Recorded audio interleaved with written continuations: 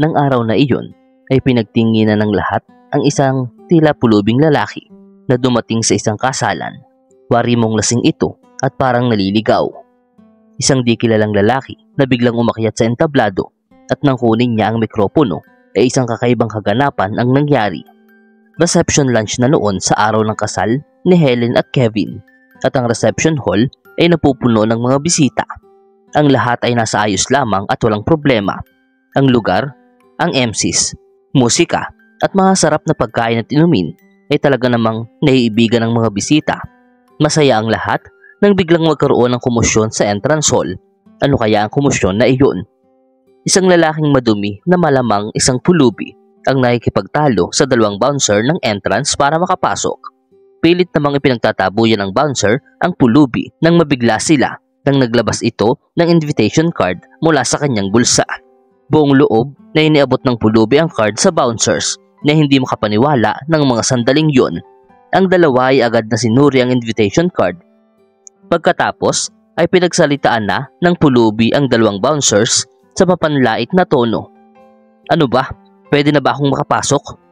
O si Kevin pa mismo ang susundo sa akin para nyo ako ipapasukin? Gawin nyo na lang ng maayos ang trabaho ninyo. Ang dalawang bouncer ay nagsitabi naman para paraanin ang matanda sa hall. Pumasok ang pulubi nang may pagmamadali na parang nagmamarch ang sundalo. Nagmamadali at waring gumawa ng eksena habang tinutungo ang entablado ng mismong hall center. Hindi pa nakakapagtakang ang atensyon ng lahat ay natuon lamang sa pulubi at wala nang iba pa. Ang karamihan ay nagkabulungan habang ang ilan naman ay napapatanong na lamang sa kanilang sarili kung sino nga ba ang lalaki na iyon at sino ang nag-imbita sa kanya.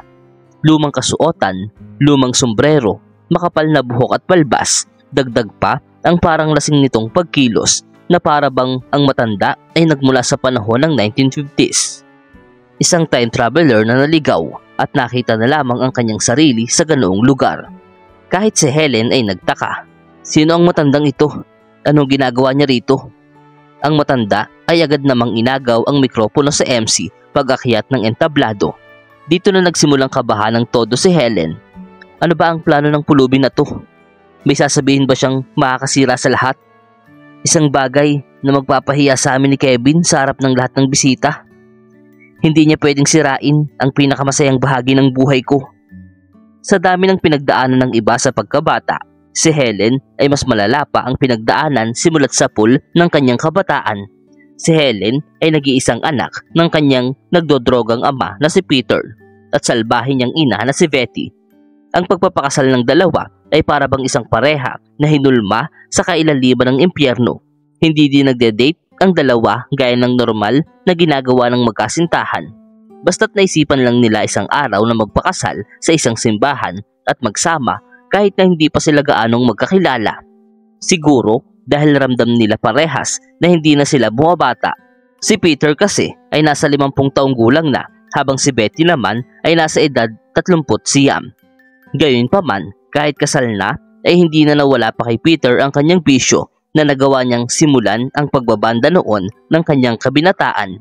Naging madali para kay Helen na madiskubre ang labis na kaadikan ng kanyang asawa matapos ang kanilang kasal, lalo na't nagiging agresibo si Peter madalas at nakakagawa ng ilang senyales na magkukumpirma sa sintomas ng drug addiction. Hanggang sa isang gabi ay nagawa na ring turukan ni Betty ang kanyang sarili ng heroin para makalipas ang 2 taon ay dito na sila nabiyayaan ng isang anak na pinangalanan nilang Helen. Dito na waring nagbago ng tuluyan ang pananaw ni Peter. Minahal nito ng sobra ang kanyang anak na ito na lamang ang naging sentro ng kanyang atensyon. Mas madalas na pag-ubusan ng oras ni Peter ang anak kaysa kay Helen. Laging nilalaro ni Peter ang kanyang anak at nilalambing, dahilan para lumaki si Helen na minamahal ng sobra ang kanyang ama. Gamit ang maganda niyang tinig ay nagagawa pang kantahan ni Peter si Helen para makatulog ng mahimbing sa gabi. Ang awiting kanyang mismong nilikha para ipaghele ang kanyang nag-iisang prinsesa. Inakala ni Betty na talagang huminto na sa pagbibisyo ang kanyang asawa dahil yun din ang ipinangako nito sa kanya, kaya yun ay kanyang pinaniwalaan. Pero isang beses sa kanyang paglilinis ay aksidente niyang nakita ang ilang pakete ng heroin at heringgilya sa ilalim ng carpet. Kaya naman labis siyang naging dismayado. Pagka-uwi ni Peter ay hindi na rin nagdalawang isip si Betty na ito ay kumprontahin na nauwi sa kanilang mainitang pagsasagutan. Nagawa pang ibato ni Betty ang ilang pakete ng heroin sa mukha ni Peter na nagbanta sa kanya na wag na lamang makialam. Nagpatuloy lamang si Betty sa panenermon at pananalita kay Peter na napikon na rin at nandilim na ang paningin sa puntong naitulak na lamang niya ng bigla at malakas ang kanyang asawa. Humandusay si Betty sa sahig sa lakas ng pagkakabagsak na nagresulta din sa pagkapinsala ng kanyang braso.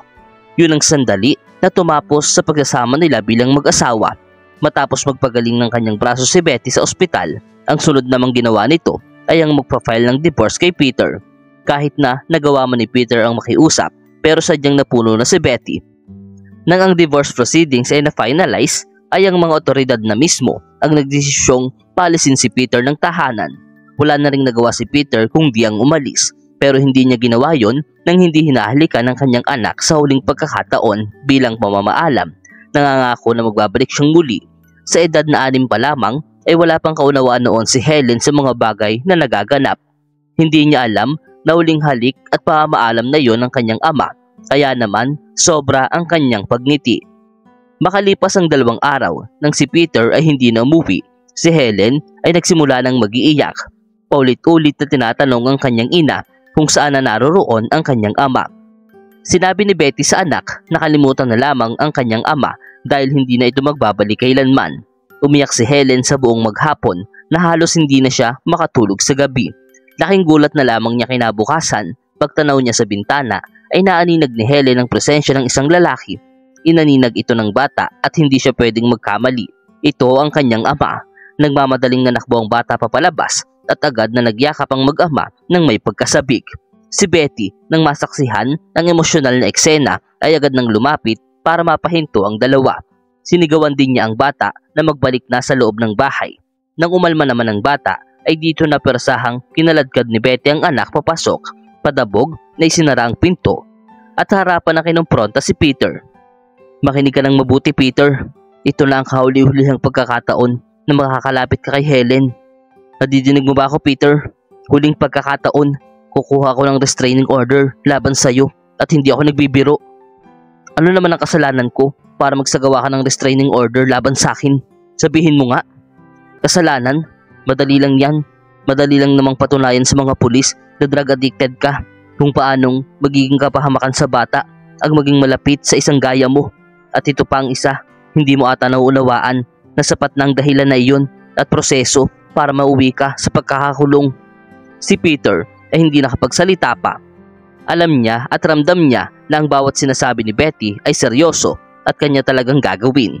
Wala nang nagawa si Peter kundi ang umalis na lamang ng bigo at talunan. At yun na nga ang pinakahuling pagkakataon na nagkasama at nakita ni Helen ang kanyang ama. Naging mahirap sa bata ang lahat na madalas mo itong makikitang umiiyak sa labis na pangungulila at kalungkutan, lalo na sa tuwing tinitingnan nito sa kanilang photo album ang larawan ng kanyang ama. 4 na taon ang makalipas, isang araw ay umuwi na si Helen noon galing eskwela. Dito, nabungaran ni Helen ang kanyang ina na nakikipaglandian sa ibang lalaki sa kanilang sala. Ito ang bagong kasintahan ng kanyang ina na si Sam. Sumasama ang loob ni Helen habang nagdaraan ng panahon. Kabaliktaran ng kanyang ama ang pag-uugali na ipinapakita ni Sam sa kanya na palagi na lamang siyang pinagagalitan at hindi tinatrato ng tama. Ginagawa ni Sam na wari mong isang katulong si Helen na pilit pinapakilos ng walang katapusan. Sa bawat pagkakataon naman na isinusumbong ng bata ang ginagawa sa kanya ni Sam, ay sinasabihan lamang siya ng kanyang ina na manahimik at maging mabait na lamang na para bang binabaliwala lamang ito. Sa edad na 11, ay sinisigurado ni Sam na hindi lalaki si Helen na isang tamad na dalaga. Walang magawa si Helen kundi ang mag-iiyak sa gabi hanggang sa makatulog. Hinihiling sa Diyos na sana'y magbalik na ang kanyang ama para awitan siyang muli. Habang lumilipas ang bawat araw, ay mas lalo lamang lumalala ang pagtrato ni Sam kay Helen. Dagdag pa na pinagsasalitaan pa niya ito ng masasakit na salita gaya ng tamad, maluho at marami pang iba. Nang si Helen ay mag-edad na 18 taong gulang na, ay hindi na niya nakayanan pa ang lahat at wala nang napagpilian kundi ang lumisan. Nanirahan na lamang siya sa tahanan ng kanyang matalik na kaibigan. Si Betty at Sam naman Imbes na hanapin ang nawawalang dalaga, ay wala man lang ginawang pagkilos para siya ay hanapin. Ang manirahan sa one-room apartment ng kaibigan ay naging mahirap para kay Helen. Sa kanila ay nakakakain siya ng sapat at maayos. Si Molly na nagtatrabaho lamang sa isang maliit na grocery store ay hindi kumikita ng sapat para mapunan ng sapat ang kanilang pangailangan pati na sa pagkain. Kaya naging masikap si Helen na maghanap ng mapapasukang trabaho, pero gaya ng iba ay hindi ito naging madali.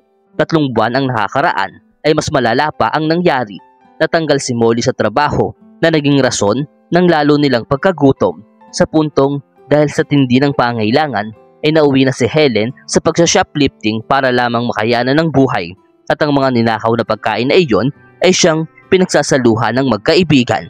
Naging magaling si Helen sa paraan ng kanyang ginagawa na nagawa nilang maisalba ang kanilang pagkagutom sa loob ng mahigit 1 buwan, hanggang sa ang swerte niya ay tuluyan na ring naubos.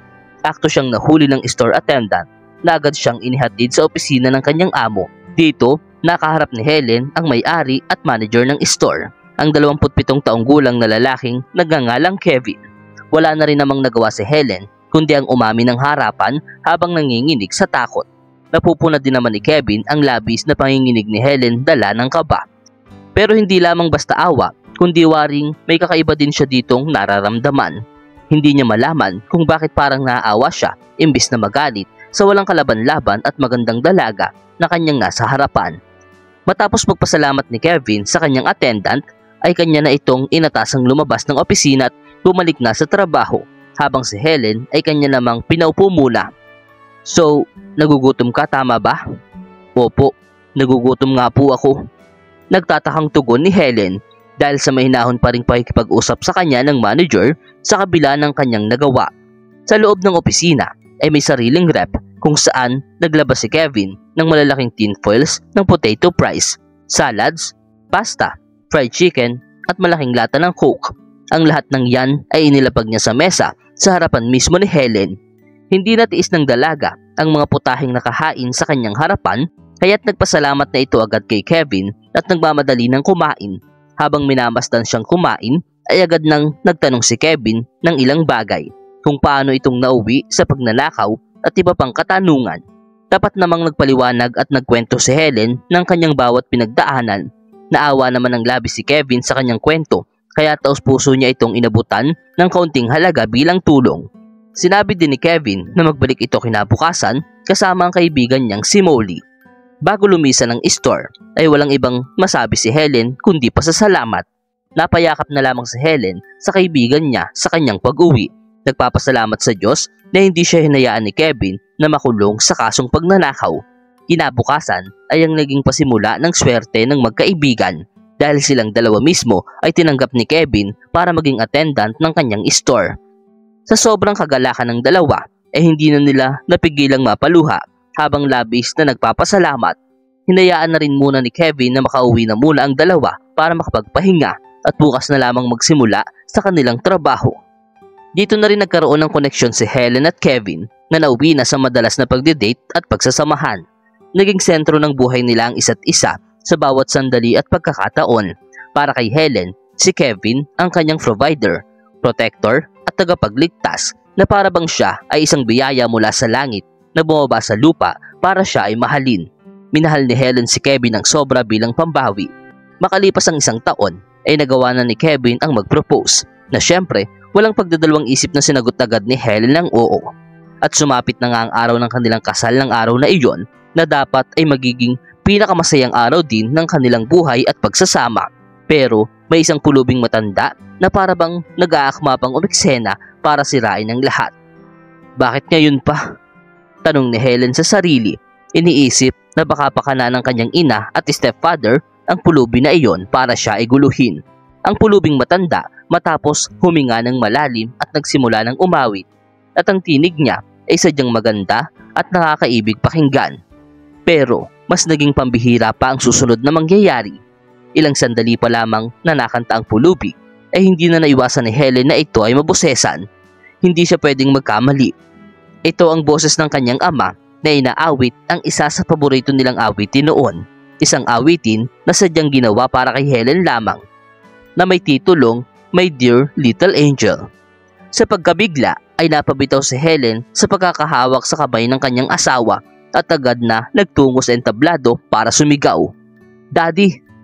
Sinubukang habulin ni Kevin ang kanyang asawa na hindi na nagalinlangan pang yakapin ang matanda sa pagkasabik. Dito, napansin ni Helen na taglay din ng matanda ang birthmark sa pisngi, indikasyon na ito talaga ang kanyang ama. Si Kevin at ang mga bisita ay napapanood ang emosyonal at hindi inaasahang eksena na nagaganap. Ang mga bisita na kaninang nag-uusap-usap tungkol sa pagkatao ng matanda, ngayon ay napapaluhan na lamang sa labis na kasiyahan para sa kanilang dalawa ni Helen. Ang lahat ay nagawang magpalakpakan para ipagdiwang ang muling pagsasama ng mag-ama na maraming taon ding nagkawalay. Matapos ang kasal at pagkaalis ng mga bisita, si Helen at Kevin ay magkahawak kamay na humarap kay Peter. Nagsimula itong magkwento sa kanya sa pagsasabing simula nang iwan siya ng kanyang pamilya ay sa kalsada na lamang niya nagawang manirahan, walang pera o anuman, at nananatili siya sa kalsada habang nagdaraan ng matinding depresyon. Isang terribleng karanasan na sinasabayan pa ng kanyang pagka-addict sa masamang gamot na sa sobrang lala na ay naisipan na niyang magpakamatay isang beses sa pag-overdose. Isang beses habang naghahanap ng makakain ay bigla siyang nabangga ng isang kotse sa pagtawid at nagising na lamang sa loob ng isang ospital. Nagising siyang wala nang maalala hanggang sa idayagdos na siya ng mga doktor na merong amnesia. Isang taon ding mahigit nananatili sa ospital si Peter para magpagaling, bago mapalipat sa isang mental asylum para lunasan ang kanyang amnesia at pagbibisyo. Nakitaan din kasi si Peter ng mga trace ng heroin sa kanyang katawan base sa isinasagawang detalyadong pagsusuri ng mga doktor. Makalipas ang 3 taon sa mental asylum ay nagawa na ni Peter ang maging maayos at tuluyan na siyang gumaling sa kanyang pagkalimot. Nais na ni Peter na lisanin ang asylum, pero inawat naman siya ng mga doktor na nagsasabing kailangan niyang pagpagaling pa ng tuluyan. Dahil sa ayaw na ni Peter na manatili sa ospital, ay siya na mismo ang gumawa ng sariling paraan. Nagpuslit siya ng uniform, isunuot ito at nagpanggap para makatakas na walang aberya. Matapos ang araw na iyon ay nagbalik na naman si Peter sa pamumuhay sa kalsada, kasabay ng pangako na hindi na siya titikim pa ng bawal na gamot. Nagagawa niyang kumita kahit paano sa pamamagitan ng paggigitara at pag-awit. Isang araw ay napadaan na lamang si Kevin sa pwesto ni Peter na umaawit at nagigitara. Sa awa ay nagawa itong abutan ni Kevin ng malaking halaga. Pagkatapos ay tinabihan niya ito para makausap. Simula noon ay mas madalas pa itong dinadalaw ni Kevin, hindi lamang para abutan ng pera, kundi para paglaanan din ng kanyang makakain. Dahil sa ganda ng boses ni Peter ay nagawa itong bigyan ng imbitasyon ni Kevin para kumanta ng ilang awitin sa wedding reception nila ng kanyang magiging asawa. Malinaw silang nagkaunawaan sa mga nangyari na hindi na napigilan pa ng mag-ama ang maging emosyonal sa labis na pagkasabik sa isa't isa. Si Kevin naman ay ginawa ang lahat para pakalmahin ang kanilang kalooban. Ganito sinadya ng tadhana na muling pagtagpuin ng mag-ama at muling magkasama ngayon ng masaya at maligaya.